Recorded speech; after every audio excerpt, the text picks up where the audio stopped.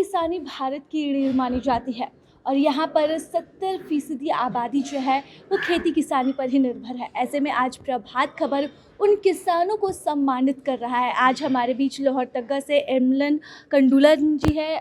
सबसे पहले तो आपका स्वागत है।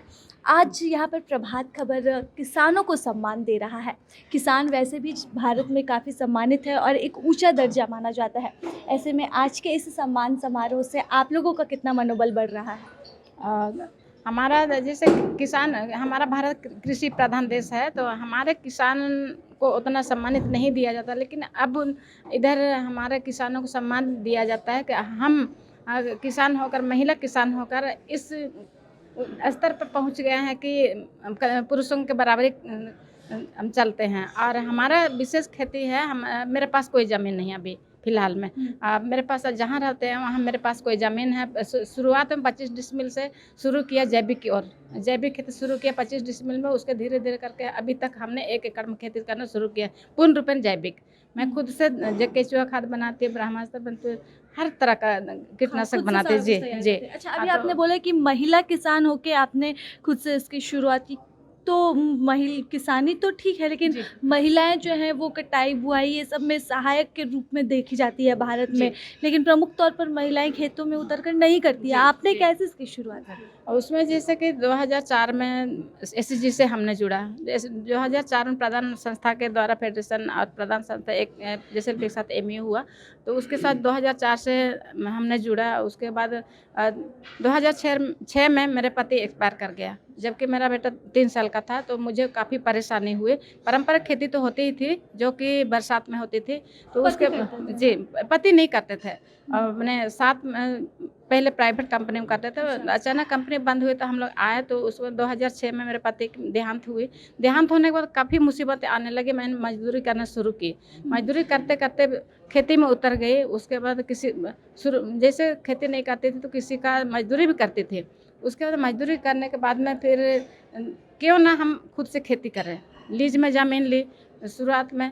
उसके बाद पारंपरिक खेती को छोड़ करके उसके बाद 2014 में एक्सपोजर के लिए केरल गई। मैं केरल में जिस प्रधान के द्वारा भेजा गया था, प्रधान संस्था और फेडरेशन के द्वारा भेजा गया था। 2014 में एक्सपोजर गई। एक्सपोजर वहाँ जैविक खेती को देखी कि वहाँ दीदियाँ करती हैं, तो वहाँ से आकर मनोबल मेरा ऐसा हुआ कि मैंने ऊँचा हुआ कि खुद से मुझे भी करना है जैविक आज खेती। क्या कुछ कर रही हैं, क्या कुछ उगा रही हैं?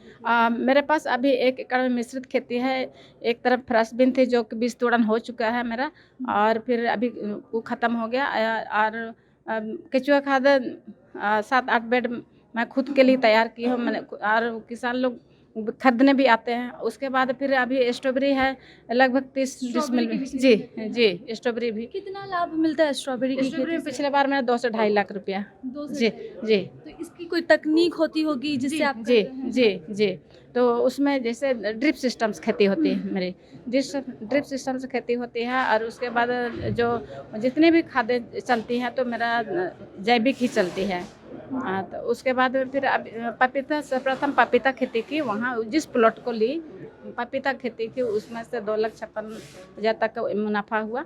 और उसके बाद फिर अभी मल्चिंग, प्लास्टिक मल्चिंग को छोड़ करके एक तरफ स्ट्रॉबेरी है, उसमें प्लास्टिक मल्चिंग है। और उसके बाद फिर अभी पुआल मल्चिंग शुरू की।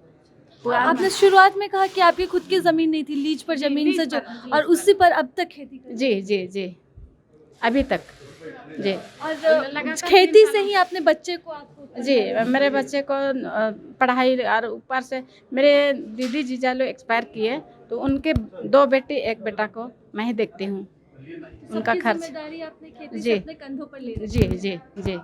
चलिए, तो ये भारत की सशक्त महिलाएं हैं जो कि खेती किसानी से, जो खेती प्रधान कृषि प्रधान देश भारत माना जाता है, उसी की प्रधानता को और महान बनाते हुए न सिर्फ इन्होंने मुसीबत के वक्त में खेती को अपना सहारा बनाया, बल्कि बेहतर कर रही है स्ट्रॉबेरी की खेती, पपीता की खेती, और खुद की खेत न होने के बावजूद लीज पर ली हुई ज़मीन से ये खेती कर रही हैं और आज अपने परिवार को जो है वो एक नई राह दिखा रही है। प्रभातखबर.com, विश्वास वही, रफ्तार नहीं।